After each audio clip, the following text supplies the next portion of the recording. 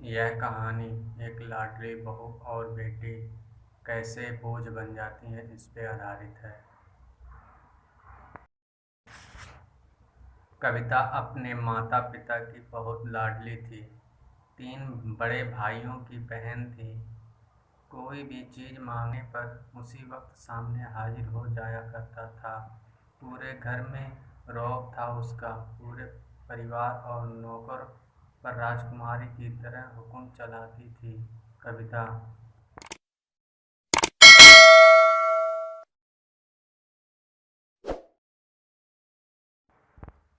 School में भी पूरा रौब था उसका। बड़े घर की लाडली जो थी वह। ऐसे ही उसने कॉलेज में दाखिला लिया।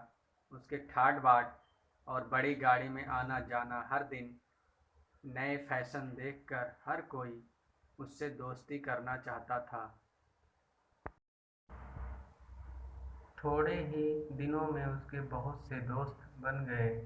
पूरे कॉलेज में उसकी अपनी एक पहचान थी। इन दिनों उसके घर एक रिश्ता आया।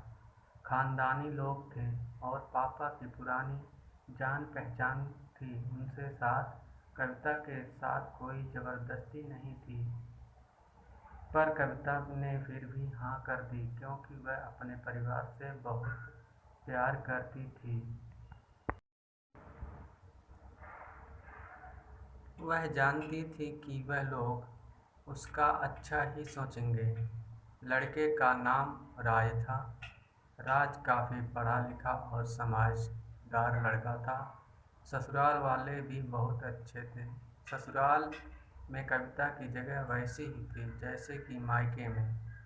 कोई भी कार्य कविता की सलाह के बिना नहीं होता था।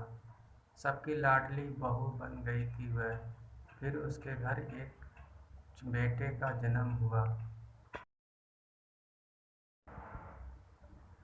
राहुल कविता को जान से प्यारा था। पोता पाकर ससुराल वाले तो फूले नहीं समाते थे। कविता कभी कभी सोचती थी कि उसकी किस्मत कितनी अच्छी है। उसका हर अपना उसे कितना प्यार करता है। चाहे जीवन में कैसा भी समय आए, मेरे अपने हमेशा मेरे साथ हैं। मैं अकेली नहीं हो सकती। कितनी खुदकिस्मत हूँ मैं। पर शायद कविता की खुशियों को उसकी ही अपनी नज़र लग गई।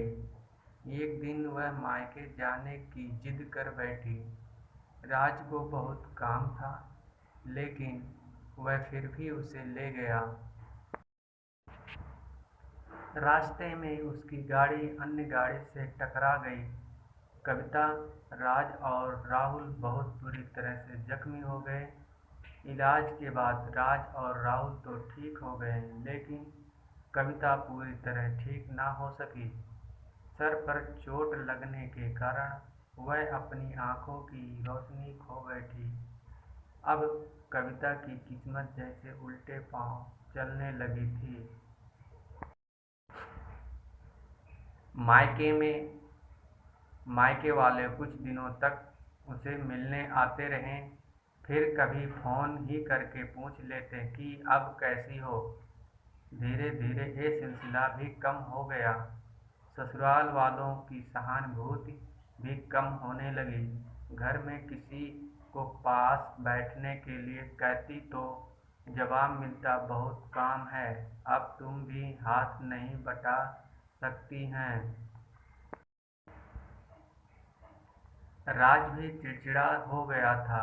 बस राहुल ही था उसके साथ, जिसके साथ हंसने खेलने उसका वक्त गुजरता था। एक दिन कविता के हाथ से कुछ सामान गिर गया, जिसकी वजह से राहुल को हल्की सी चोट लग गई। कविता के सास ससुर ने राहुल को उससे अलग कर दिया कि कहीं उसके ना देखने की वजह से बच्चे को कोई नुकसान ना हो जाए। कविता अंदर से टूट चुकी थी। एक दिन उसने सबके सामने मायके जाने की इच्छा रखी तो राज उसे तुरंत मायके छोड़ आया, जैसे कि वह भी यही चाहता था। लेकिन राहुल को उसके साथ नहीं भेजा गया। कविता कभी राहुल से दूर नहीं रहती थी, पर अपनी कमी के कारण उसने ज़्यादा बहस नहीं की। कविता को लगा कि वह 3-4 दिन वहाँ रहेगी, थोड़ा हवा पानी बदल जाएगा, क्योंकि वह कितने दिनों से कभी भी बाहर नहीं गई थी। घर वाले भी उतने दिनों बाद उसे देखकर कितने खुश होंगे। कविता के घर पहुँचने पर सब लोग बहुत खुश हुए। खाने में सब कुछ कविता की पसंद का ही बना था। उसने अपने मम्मी पापा और भाई भाभीयों से दिल खोल कर बातें की। उनके छोटे छोटे बच्चे भी बुआ के साथ घुल मिल गए थे। रात को सोने के वक्त जब वह कपड़े बदलने लगी तो उसे पता चला कि उसका बैग तो बहुत भरा हुआ है। वह सब समझ गई। वह बहुत उदास हो गई। कुछ दिनों तक तो सब ठीक रहा, फिर जैसे सब बदलने लगा, सबका व्यवहार बदल रहा था। वह लोग जैसे थक चुके थे उससे। सब लोग घुमा फिरा कर पूछने लगे कि राज कब आ रहा है उसे ले जाने के लिए। वह बहाना बना देती, जबकि वह जानती थी कि उस घर में अब उसके लिए कोई जगह नहीं है। कविता से चलते वक्त कुछ न कुछ नुकसान हो जाता। थोड़ी बहुत टोका टाकी उसे सुनाई देती, वह टाल देती। एक दिन उसके हाथ से लगकर एक कीमती फूलदान टूट गया। छोटी भाभी ने बहुत हंगामा मचाया। कविता के माता पिता रोज रोज के झमेलों से तंग आ गए थे। उन्होंने राज को खुद से फोन कर दिया। राज कविता को अपने घर ले गया।